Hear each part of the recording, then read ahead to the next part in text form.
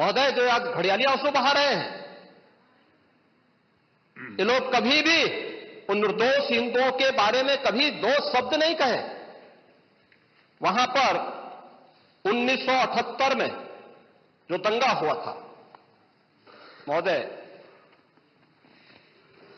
किस प्रकार की स्थिति थी? एक वैश्य जिसने सबको उधार दे रखा था पैसा, और इस बात को मानता था कि साहब मैं तो सबको पैसा देता हूं, मेरे यहां तो सब व्यवसाय के साथ जुड़े हुए हैं। अगल बगल के हिंदू दंगा होने के बाद उनके घर में इकट्ठे होते हैं। इकट्ठा होने के बाद उनको घेर लिया जाता है। घेरने के बाद वो बोलते हैं, भाई आप हमें क्यों घेर रहे हैं?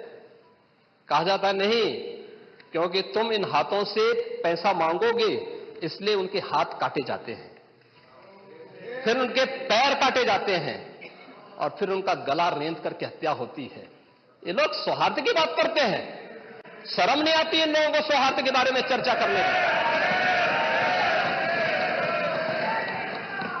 1978 से जो मंदिर आज निकल रहा है, 1978 से इन लोगों ने कभी खोलने नहीं दिया उस मंदिर को। जो आज बजरंगबली का मंदिर निकल रहा है, जो वहां पर आज 22 कुएं किसने बंद किए थे?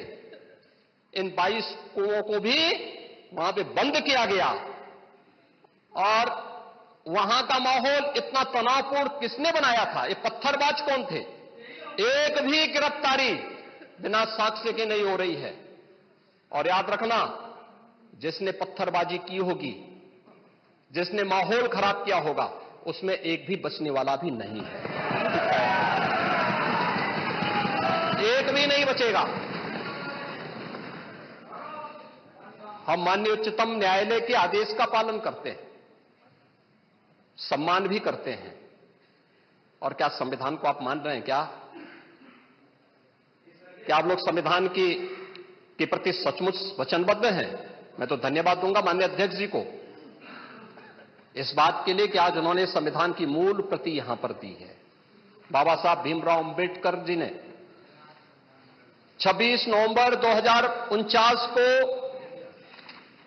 जिस संविधान को बनाकर के देश को सौंपा था, उस मूल संविधान की प्रस्तावना को एक बार पढ़िए। मौलिक कर्तव्यों के बारे में, मौलिक अधिकारों के अध्याय के चित्र को देखिए। अलग अलग उन आर्टिकल के उस पृष्ठों का अवलोकन करिए। आपको उसमें राम भी नजर आएंगे, कृष्ण भी नजर आएंगे। लंका दहन के उपरांत बजरंगबली भी नजर आएंगे। ज्ञान का उपदेश देने वाले बुद्ध भी नजर आएंगे। भारत की समृद्ध परंपरा का दर्शन आपको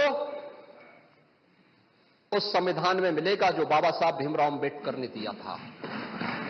लेकिन उस मूल संविधान में कहीं भी धर्मनिरपेक्ष या पंथ निरपेक्ष या फिर समाजवाद शब्द नहीं है। और यह आप सबकी आंखों को खोलने वाला होना चाहिए। आप लोग संविधान में बदलाव की बात करते हैं। जिन लोगों ने संविधान का गला घोंटा, उनका पिछलग्गू बन करके केवल सत्ता हथियाना चाहते हैं, जनता की आंखों में धूल झोंकना चाहते हैं। ये नहीं हो सकता।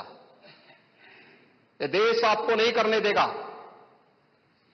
और वह प्रति आपको दी गई है, आप उसका अवलोकन करिए। और मैं नेता विरोधी दल को इसलिए बोलना चाहता हूं, बुद्ध ने करुणा और मैत्री का संदेश उस कालखंड में दिया था जब विदेशी हमले होने शुरू हो गए थे।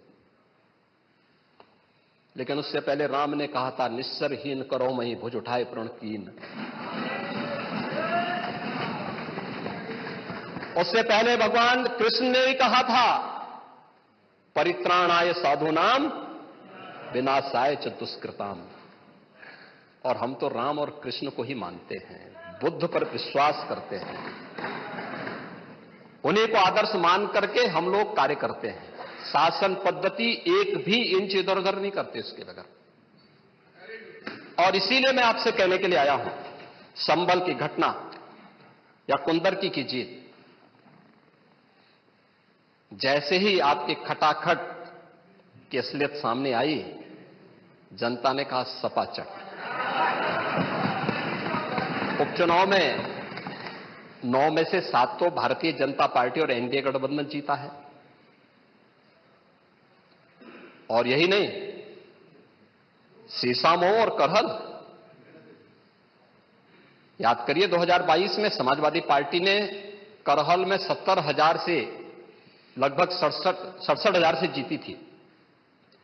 इस बार वह मात्र 13-14 हजार तक आ गई है। वो भी चच्चू थोड़ा वहां पे कृपा कर लिए, नहीं तो वहां भी सपा चढ़ तय था।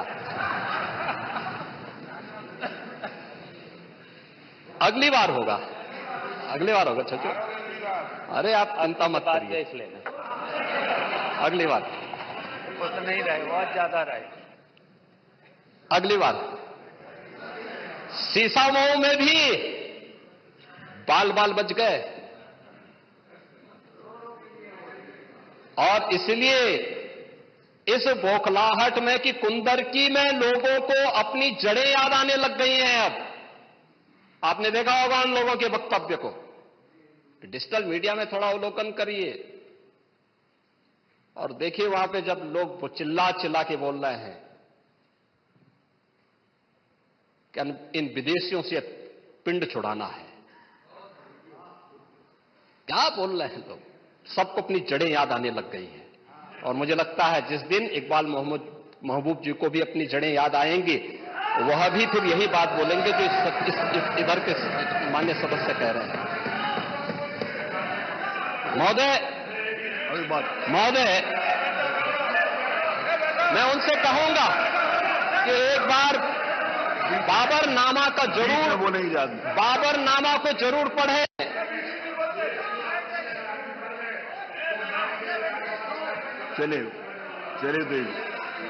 चलिए वो जो बात कही, बाबरनामा को जरूर एक बार पढ़ें आप। मंत्री जी बोलना आप प्लीज बैठ, चलो आप दे देना जब अवसर हो, बाबरनामा को एक बार पढ़ें। आप बैठे।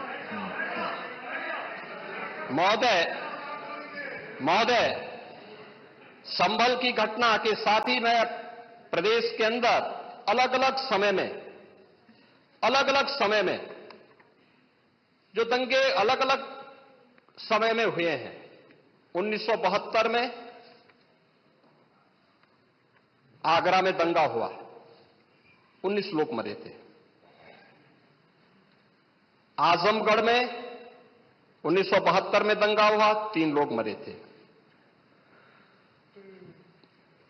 बहराइच में 1973 में दंगा हुआ, 1 व्यक्ति की मौत हुई थी।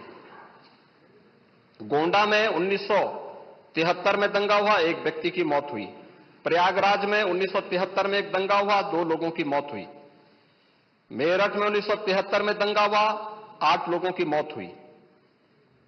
आगरा में फिर 1974 में दंगा हुआ, 1 व्यक्ति की मौत हुई। पीलीभीत में 1974 में दंगा हुआ, 3 लोगों की मौत हुई।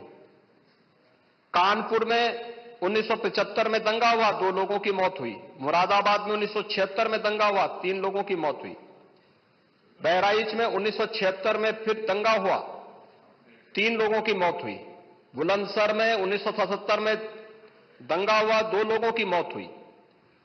वाराणसी में 1977 में दंगा हुआ, 8 लोगों की मौत हुई। मुरादाबाद में 1978 में दंगा हुआ, 19 लोगों की मौत हुई। अलीगढ़ में 78 में दंगा हुआ, 21 लोगों की मौत हुई। ये लगातार मैं क्या कर रहा हूं, उसमें आप भी थे, जिसके कारण लोकतंत्र सेनानी आप कहलाते हैं, लोकतंत्र सेनानी कहलाते हैं मल्होत्रा जी।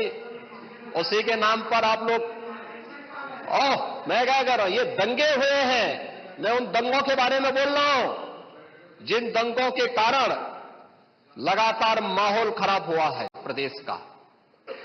और आज प्रदेश के अंदर सुरक्षा का जो एक माहौल है, कानून व्यवस्था की जो एक स्थिति पैदा हुई है, लोगों को सुरक्षा पर विश्वास है, कानून व्यवस्था पर विश्वास है, उसी का परिणाम है कि 40 लाख करोड़ रुपए का निवेश का प्रस्ताव उत्तर प्रदेश को प्राप्त होता है।